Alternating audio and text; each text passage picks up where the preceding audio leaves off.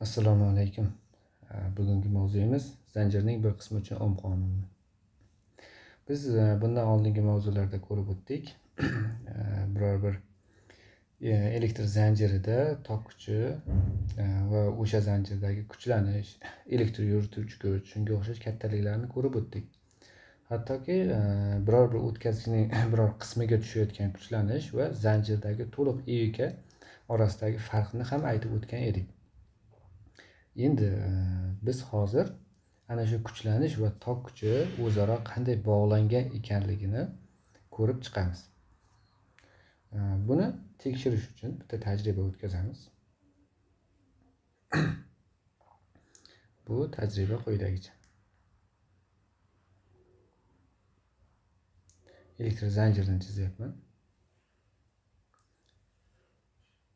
Hop, elektr zanjirida mana bu to'rt burchak iste'molchi deb qaraymiz. Bu yerda tok manbai bo'lsin. Bitta iste'molchi bor va unga ketma-ket ravishda ulangan ampermetr bor. Endi iste'molchidagi kuchlanishni aniqlashimiz uchun bu iste'molchiga voltmetr ham ulashimiz kerak bo'ladi. Voltmetr bilamizki, parallel ravishda ulanadi. Endi parallel qilib voltmetr ulab qo'ydik. Mana belgilanishi dumaloqning ichida V harfi bor. Ampermetr esa dumaloqning ichida A harfi bor. Bu iste'molchi. Mana bu iste'molchi, ya'ni mana shu yerda iste'molchi bor ekan. Xo'p.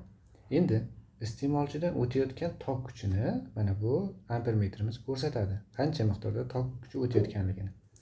Voltmetr esa mana shu iste'molchiga qancha kuchlanish tushib turibdi, shuni ko'rsatadi. Bu yoqda esa elektr yurituvchi kuch, ya'ni tok manbai bor. Bizda tok manbaini o'zgartirish imkoniyati bor bo'lsin, ya'ni manbani elektr yurituvchi kuchi o'zgartirishimiz mumkin. Ko'proq yo kamaytirishimiz mumkin bo'ladi. Xo'p, endi biz o'rganmoqchimiz tok kuchi va kuchlanish orasidagi bog'lanishni. Biz elektr yurituvchi kuchni o'zgartiradigan bo'lsak, mana bu kuchlanishimiz miqdori ortib borar ekan va shunga mos ravishda tok kuchi ham ortar ekan. Orasida shunday bog'lanish bor ekanki, tok kuchi u kuchlanishga to'g'ri proporsional ekan. Proporsional koeffitsiyentini mana bu harf bilan belgilanadi. Belgilab, mana shunday to'g'ri proporsional ravishda o'zgarayotgani kuzatilgan. Endi xuddi shu iste'molchi o'rniga boshqa bir iste'molchi qo'yib ko'rilgan. Mana shunday bir boshqa iste'molchi qo'yib ko'radigan bo'lsak, ya'ni buni elektr qarshiligi boshqacharoq bo'lgan boshqa iste'molchi qo'yib ko'rsak ham aynan xuddi shu bog'lanish, ya'ni tok kuchi va kuchlanish to'g'ri proporsional ravishda o'zgarayotgani kuzatilgan. Shundan bilishimiz mumkinki, kuchlanishni necha marta orttirsak, tok kuchi ham shuncha marta ortar ekan. Ana shunday xulosaga kelingan. Endi mana bu koeffitsient esa o'tkazgichning elektr o'tkazuvchanligi.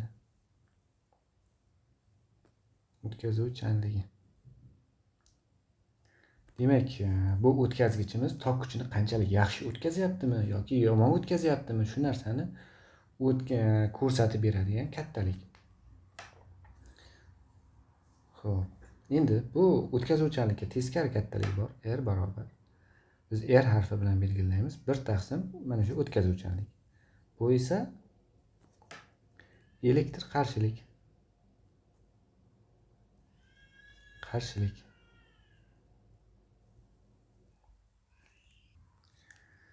Xo'p, bu yerda qarshilikning birligi ohm, ya'ni mana R birligi ohm. Ya'ni bu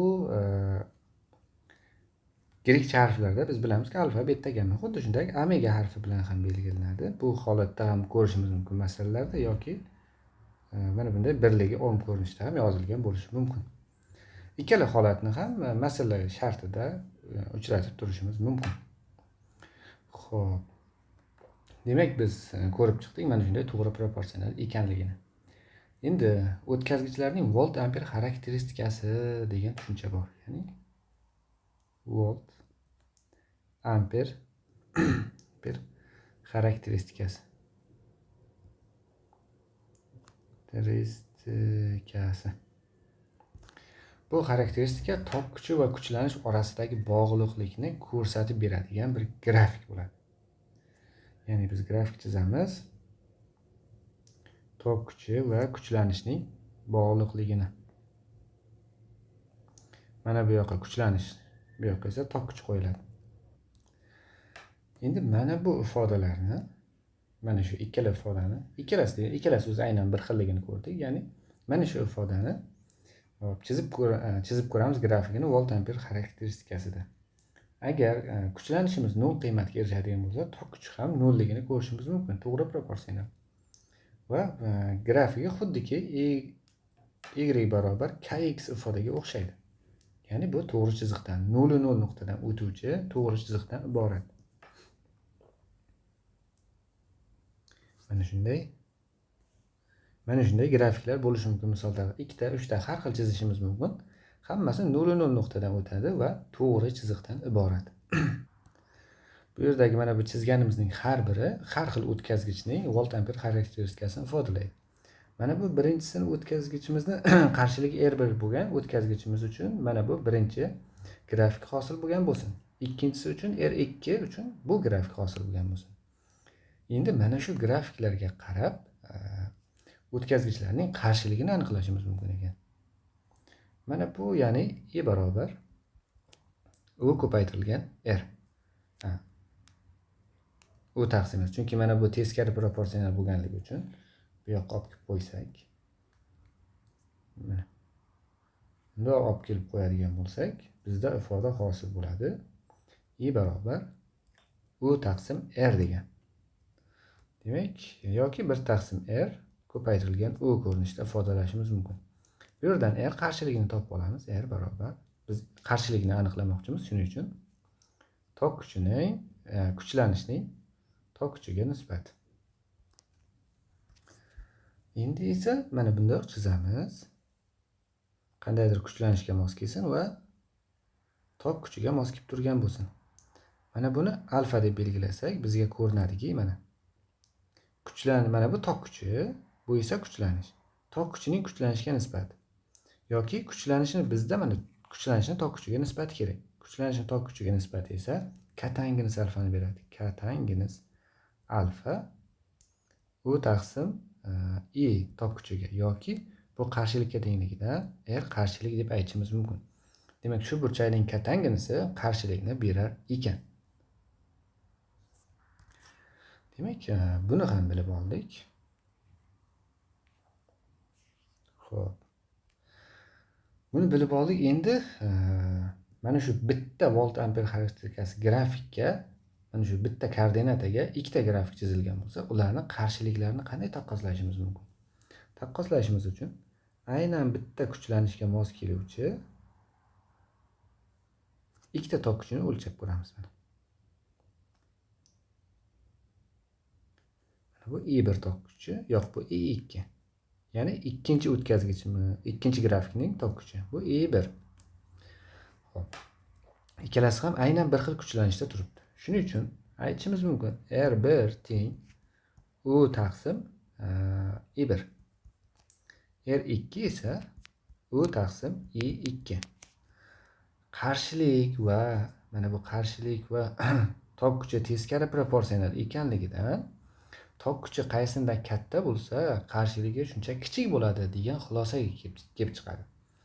Ya'ni tok kuchi E1 kattaroq, E2 kichikroq. Shuning uchun R1 kichikroq ekan, R2 kattaroq ekan. Tok kuchi kichik bo'lsa, qarshiligi katta bo'ladi. Shuning uchun yozishimiz mumkin bo'ladi. R1 kichikroq, R2 kattaroq. Mana shunday munosabat bor ekan.